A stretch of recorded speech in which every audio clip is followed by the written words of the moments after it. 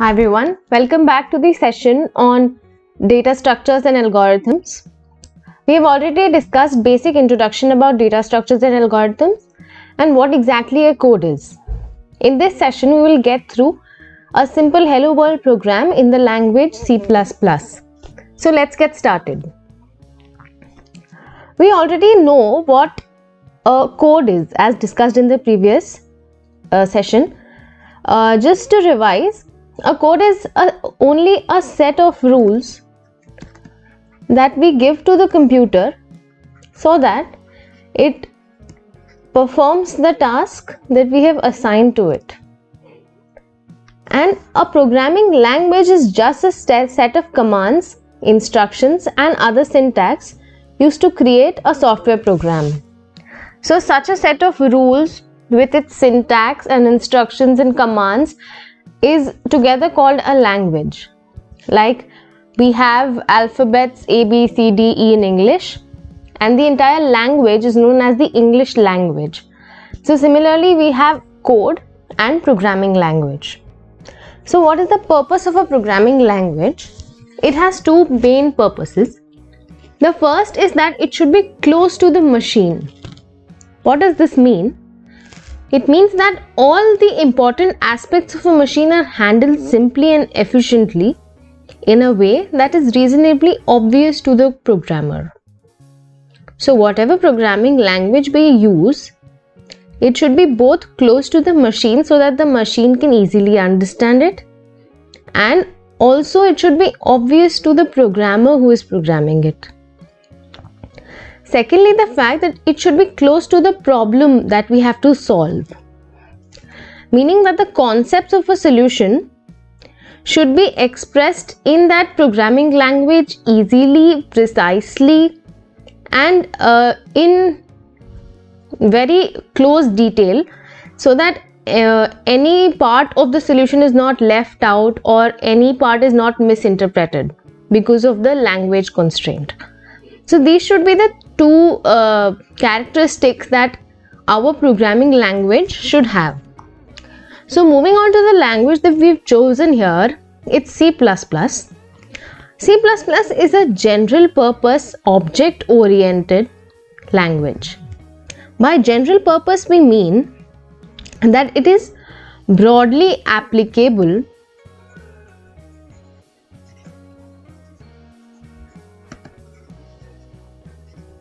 across domains.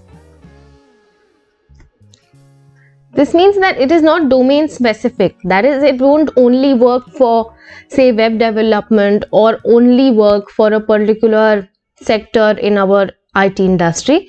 It is applicable across various domains and has a lot of applications throughout. The second term that we've used here is object-oriented programming language. Object-oriented is actually just a high-level computer programming language, and it implements objects and their associated procedures within the programming context. Now, what does this mean? That it binds, data and the procedures involved. So, it is actually comprises of datas plus the functions together as an object. So for now, this explanation should be enough. We will discuss object-oriented programming in detail in the further sessions. Moving on, C++ was developed by Brajan Stoutstup at Bell Labs in 1979 as an extension to the existing C language. So there was already a C language, and with a number of upgradations, basically comprised of object-oriented programming, C++ took birth with extended features to the C language. Now coming on to the features of C++, we shall discuss these in brief. Object-oriented we've already discussed. It combines of objects and classes. It has data plus functions integrated together and is a part of high-level programming. It is simple because C++ is comparatively quite simple to understand and code in. Platform dependent refers to applications that run only under one ecosystem on a series of computers. So it is operating system dependent, basically, if we talk of. So like if your code works well on my PC, it is not defined that it will work the same in another PC with another OS configurations or anything like that. So C++ is a platform dependent language.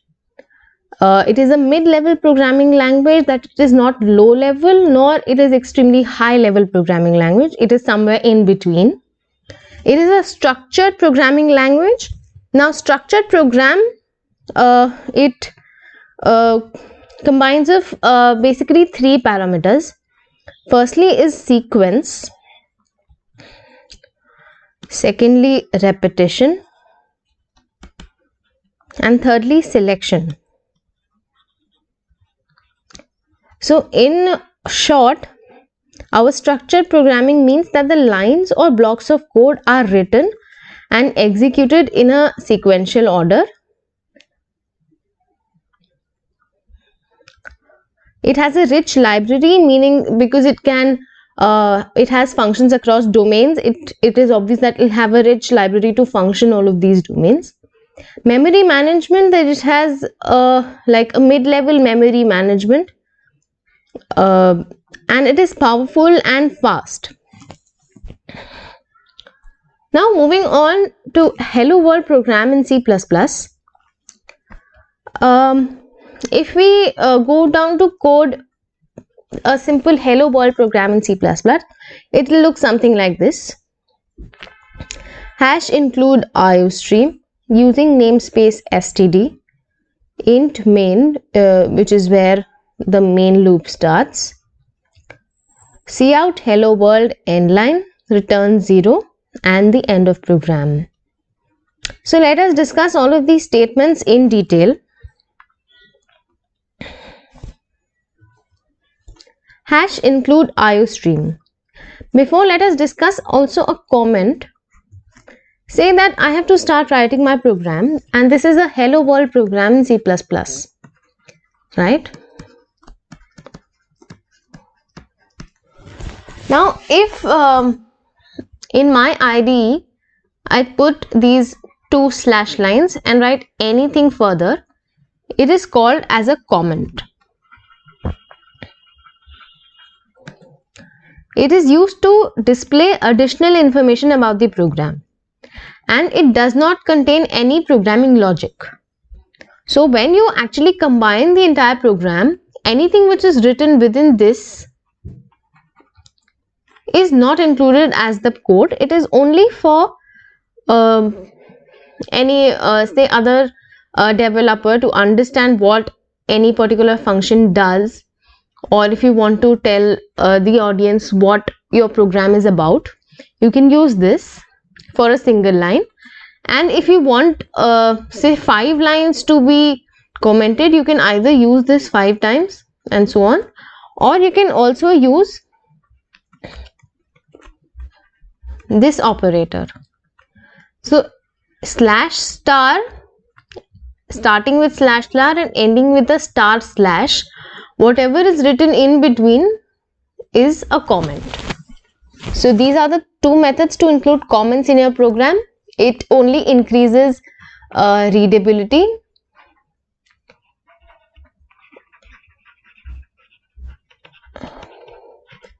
and understandability. For other developers, or for you yourself also, if you want to refer to your program after say a long time, say 1 year, so you can understand it well with comments. Like it is not necessary that you will remember the logic that you had applied back then. So these commands will help you remember what was your thought process behind coding what you've coded and all. So moving on to hash include IOStream. Firstly, let us discuss what hash include is. So in C++, all the lines that start with a hash symbol, and more professionally known as a pound sign, right? These are called directives. So what hash include, if any line starts with a hash, it will be called as a directive. Hash include IOStream is hence a directive here. These are processed by preprocessor, which is a program invoked by the compiler. So hash include directive, what it does actually is that it tells the compiler to include a file, and in this case the file is IOStream, right?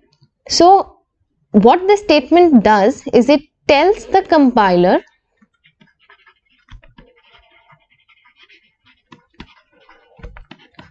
to include the IOStream file. And why IOStream file? Because IOStream file in C++, it contains declarations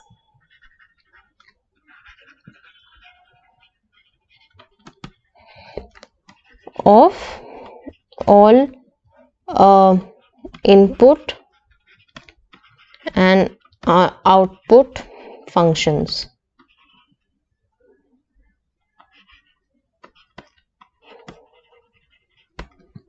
Right? So explaining it again, hash include IOStream. Any statement in C++ within your program, if it begins with a pound sign or a hash symbol, is known as a directive. Hash include IOStream will tell the compiler to include the IOStream file. Why IOStream file? Because it has declarations of all the input and output functions that we might require in the program. Moving on to the next statement, which is using namespace std. So this statement, using namespace std, is used to import the entirety of the std namespace into the current namespace of the program.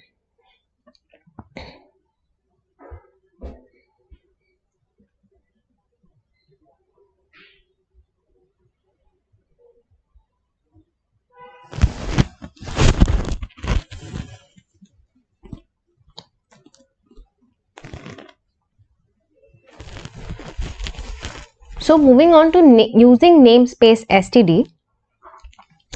Before moving on, let's understand what namespace exactly is. Now namespace, let us understand what using namespace std is. Here std stands for standard. Using namespace std, namespace in C++ is just spaces that we create to avoid conflicts. Now what kind of conflicts? That we cannot have the same variables, functions, as in variables and functions is the same name in a program. So you cannot have a variable named A and another variable named A. That will be a conflict, right? So to avoid this, we use namespaces. How? That we define, suppose, a namespace A and another namespace B, right?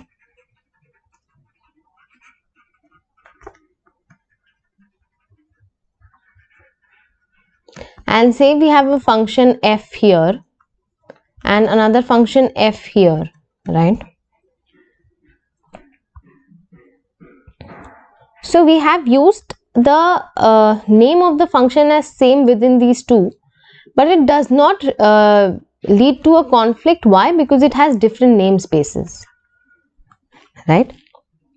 So using namespace std means that we use the namespace named std. Now, as we've already discussed, that std is an abbreviation for standard.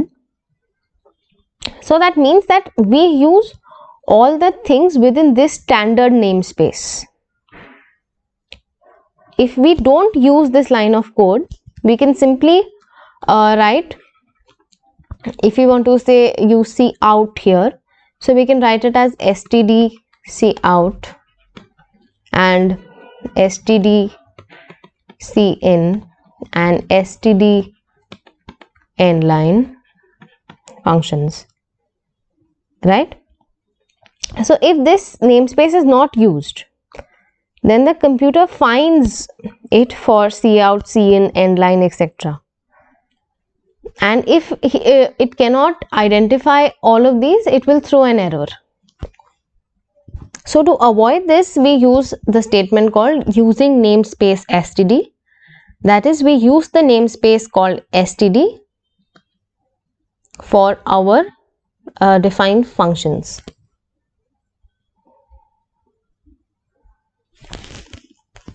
Moving on to int main. Now, int main is the line that we use to declare a function called main, right? This is how we declare a function. We use the data type, the name of the function, and we proceed with a parenthesis and write everything within curly braces. So this is our main function, and it returns an integer type data, right? So what is exactly a function if we discuss here first? A function is just a group of statements or instructions that will perform a particular task. Say that we have to calculate sum of a number, you will write say int a, int b, sum equal to a plus b, return sum.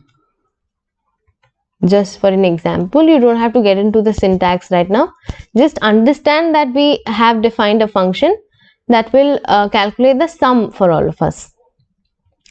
So any group of instructions that we write to perform a particular task is known as a function. So execution of every program in C++ begins with the main function. Hence, it must have this main function, and it is not dependent upon the location of the program. C++ always executes statement when it finds where the main function is and continues from there onwards. Also, these braces, the curly braces that I have shown here, mark the start and the end of my programming instructions. Everything between these comprises of the body of the main function, right? Now moving on, cout hello world end line. This line tells the compiler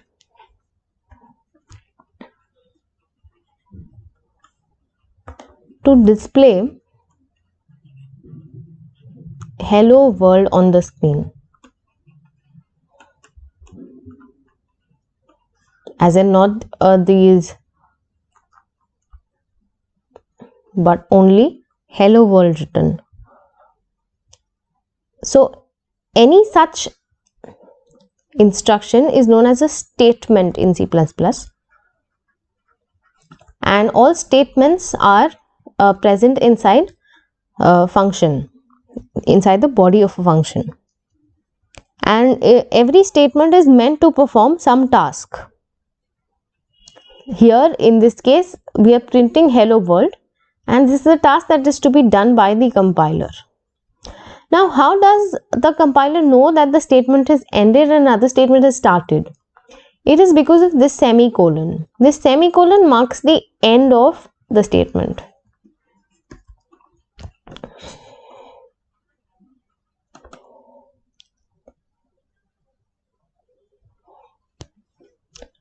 Cout is a function, standard function, that is used to output, and these symbols define what is to be printed. Everything followed by this character is displayed on the screen. End line is another function that marks end of line. So if you print anything after this, say cout I am from Shape AI, suppose, then this line I am from Shape AI will be printed after in the next line of hello world, right? So I say hello Shape AI in line. The output of this will be hello world and Shape AI on the next line. And why this? Because of the end line function that marks end of line. Now return 0. Return 0 is also a statement. This particular line is also a statement. It is used to return a value from a function. Returns value from function. Our function here is main. And plus it also indicates the finishing of a function. So it is usually the last line before the function ends.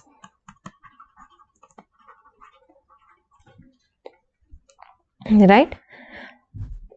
This statement is basically used in functions to return the results of any operation that is performed by our function. So this is the end of our program, and what we get as output is hello world. If we neglect the statement that I wrote Shape AI, this is what is printed on the output screen.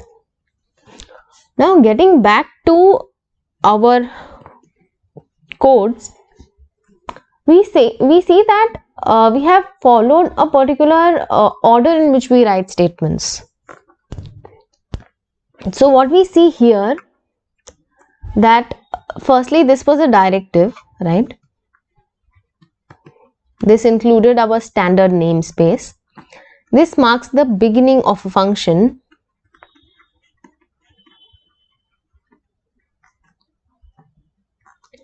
This is our main function. Everything that is written within the function is not written in the same line, but it is like intended a little bit, right? All statements that are to be executed within the main function have indentation, and then finally the end of curly braces.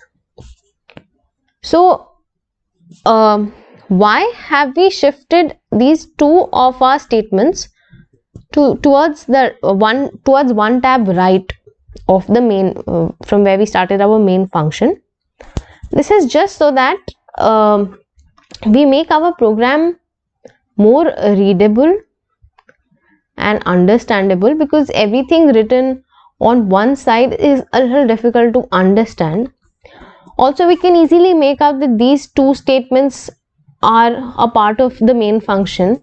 If we have another function further and another, say 4-5 statements within that function, we will easily be able to distinguish that a function has started, some 4-5 lines are written within the function and it is being executed, and then we come back to the leftmost part, we understand that the function has gotten over and now we are moving on.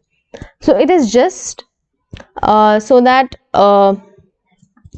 it makes the code more readable, especially for more complex programs. Also, if we indent it, we minimize the chances of errors.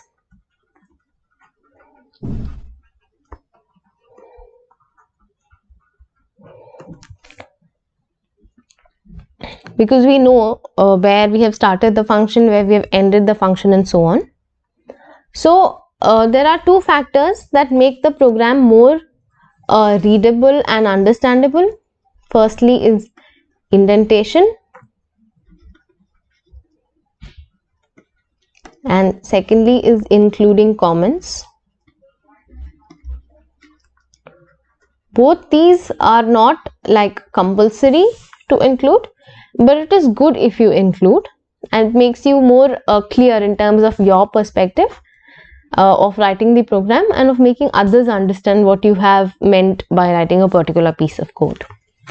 So that is it from my side. I think we have covered the simple hello world program well. You should execute this program on your IDE, and yeah, that's it. Thank you so much.